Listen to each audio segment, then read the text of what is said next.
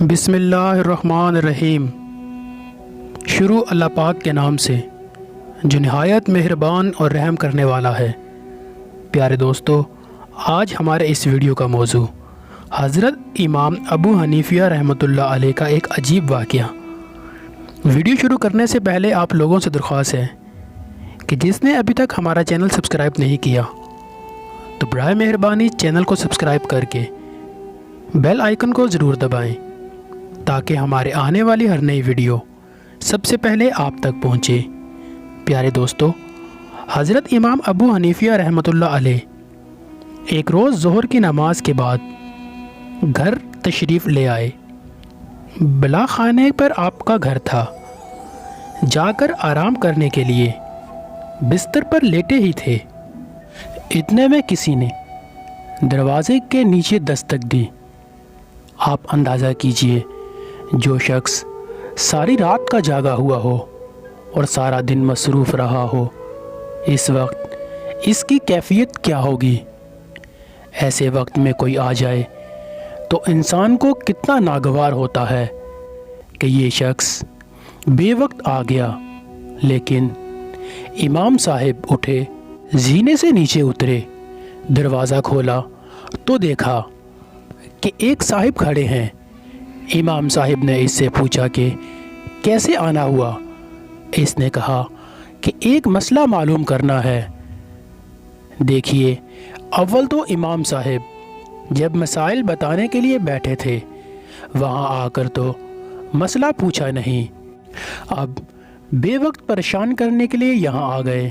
لیکن امام صاحب نے اس کو کچھ نہیں کہا، بلکہ فرمایا کہ اچھا بھائی، کیا مسئلہ معلوم کرنا ہے؟ اس نے کہا کہ میں کیا بتاؤں، جب میں آ رہا تھا تو مجھے یاد تھا کہ کیا مسئلہ معلوم کرنا ہے، لیکن اب میں بھول گیا، یاد نہیں رہا کہ کیا مسئلہ پوچھنا تھا۔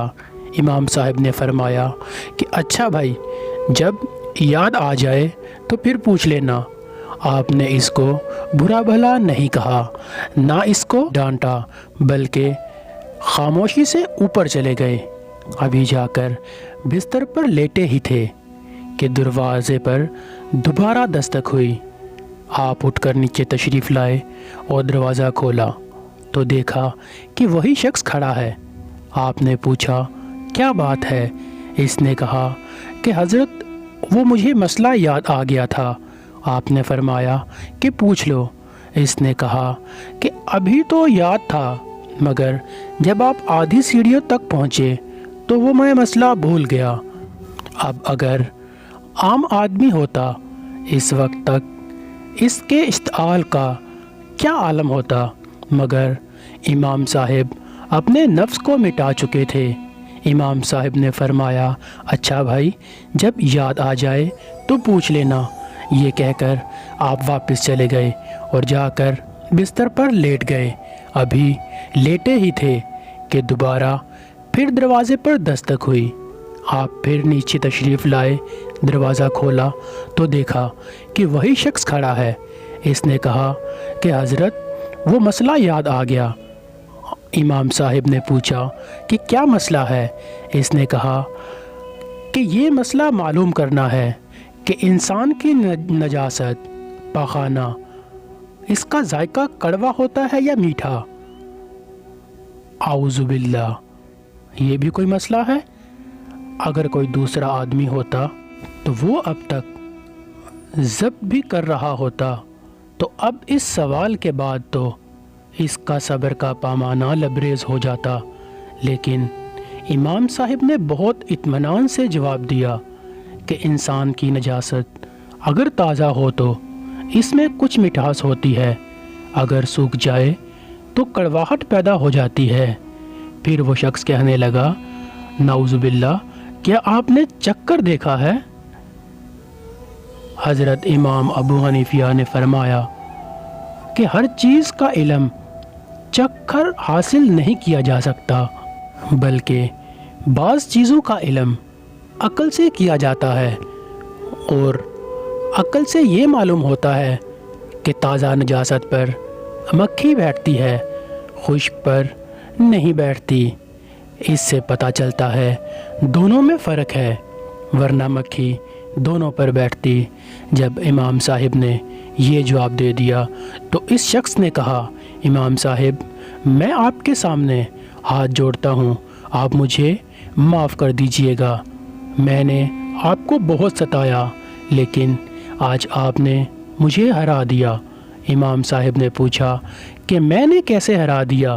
اس شخص نے کہا کہ ایک دوست سے میری بحث ہو رہی تھی، میرا کہنا تھا حضرت سفیان رحمۃ اللہ علیہ علماء کے اندر سب سے زیادہ بردبار ہیں اور غصہ نہ کرنے والے بزرگ ہیں، اور میرے دوست کا کہنا تھا کہ سب سے زیادہ بردبار اور غصہ نہ کرنے والے بزرگ امام ابو حنیفہ رحمۃ اللہ علیہ ہیں، اور ہم دونوں کے درمیان بحث ہو گئی، اور اب ہم نے جانچنے کے لیے یہ طریقہ سوچا تھا کہ میں اس وقت آپ کے گھر آؤں گا جب آپ آرام کا وقت ہوتا ہے، آرام کے لیے گھر آتے ہیں، اور اس طرح آپ کو 2-3 مرتبہ اوپر نیچے دوڑاؤں گا اور پھر آپ سے ایسا بیہودہ سوال پوچھوں گا اور یہ دیکھوں گا کہ آپ غصہ ہوتے ہیں یا نہیں۔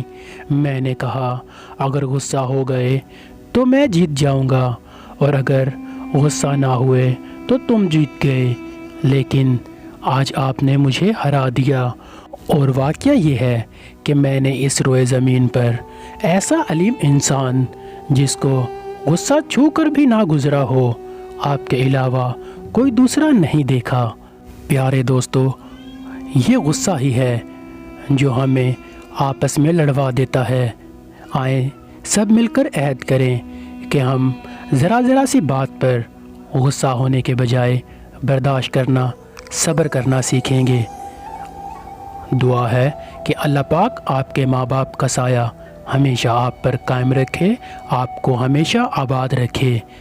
اپنی دعاؤں میں مجھے ضرور یاد رکھیے گا، آپ کی دعاؤں کا طلبگار۔ اللہ حافظ۔